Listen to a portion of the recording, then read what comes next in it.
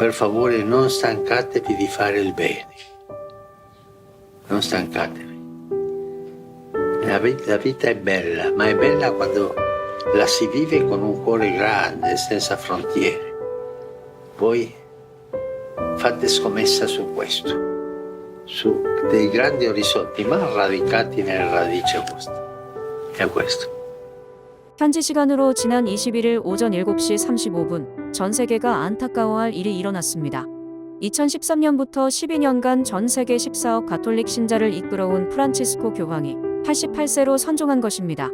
프란치스코 교황은 호흡기 질환으로 지난 2월 14일부터 로마 제멜리 병원에 입원해 치료를 받았던 것으로 알려졌습니다. 병원에서 양쪽 폐에 폐렴 진단을 받았고 입원 후에도 호흡곤란 증세로 고용량 산소 치료를 받았으며 혈소판 감소증과 빈혈로 수혈받기도 했다고 합니다. 하지만 지난 3월 23일 38일간의 입원 생활을 마치고 퇴원 해 최근에는 활동을 재개하는 모습이었기 때문에 선종 소식이 더 안타깝습니다.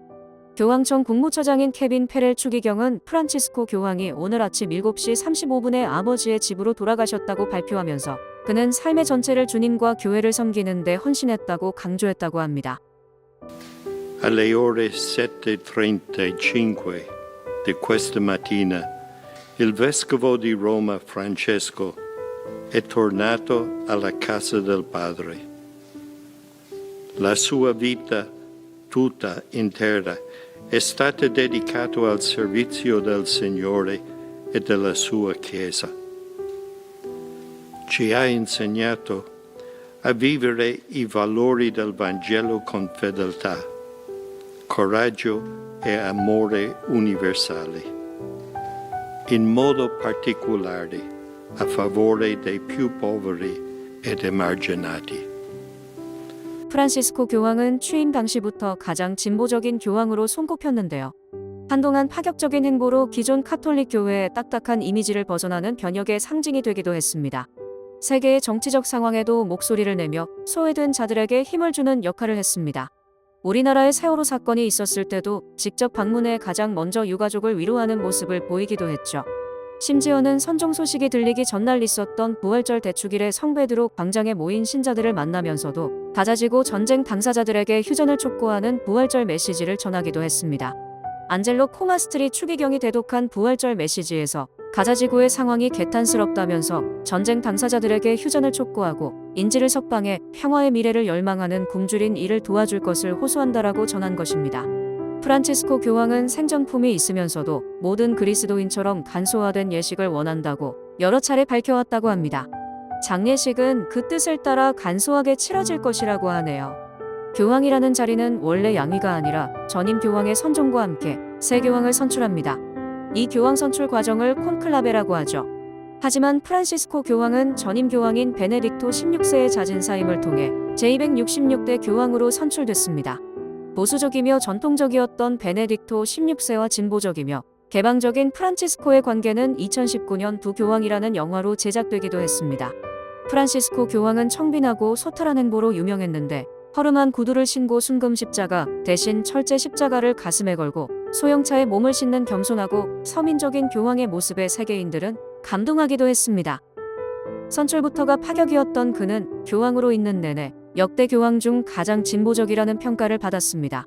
그는 2013년 즉위 이후 가톨릭 교회가 소수자, 사회적 약자에 더 포용적으로 바뀌고 평신도의 목소리를 존중해야 한다며 진보적 개혁을 밀어붙여 가톨릭 내 보수 진영과 마찰을 빚기도 했죠. 직내에는 동성 커플에 대한 가톨릭 사제의 축복을 허용하기도 했습니다. 그 밖에도 미국과 쿠바의 2015년 국교 정상화, 2017년에는 로힝야족 추방 등 국제적인 인권 문제의 목소리를 냄과 동시에 직접 문제를 해결하고자 노력했고 2021년엔 2000년 가톨릭 역사상 처음으로 2021년 무슬림의 땅 이라크로 가 무장테러 희생자들을 위로하기도 했습니다.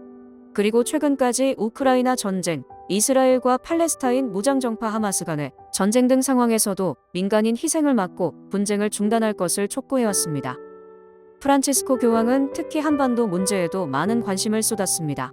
세월호 사건이 있었던 2014년에는 아시아 대륙 첫 방문지로 한국을 택해 유족을 위로하는 한편 반북을 추진하기도 했지만 북한의 소극적 태도로 무산됐던 바도 있었습니다.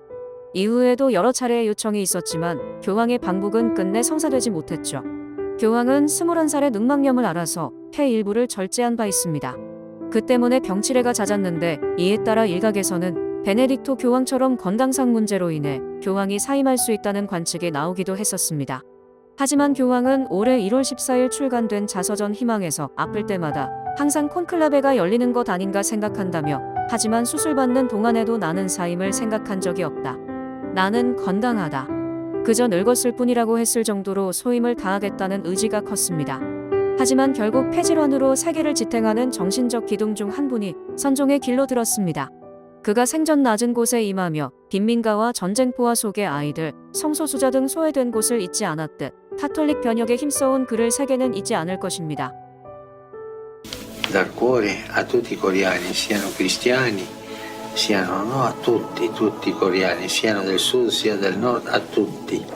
La mia benedizione e il mio augurio di pace.